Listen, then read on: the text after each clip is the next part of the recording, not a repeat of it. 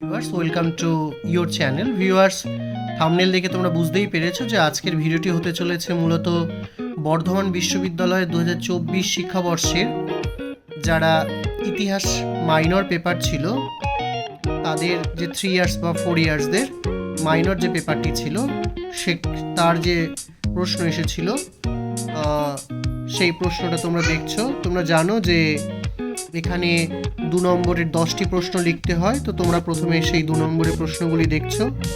প্রশ্ন সহজেই এসেছিল। আসলে তোমরা যদি ভালো করে টেক্সট বুক ফলো করো তাহলে তোমরা প্রত্যেকটি প্রশ্নেরই উত্তর দিতে পারবে। তো তোমরা দেখছো যে 2 নম্বরে কি কি প্রশ্ন এসেছিল। এইবারে দেখছো 5 নম্বরের প্রশ্ন। 5 নম্বরে 4টে প্রশ্ন লিখতে হয়, 6টা প্রশ্ন আসে। তো সেই প্রশ্নগুলো 5 নম্বরের প্রশ্ন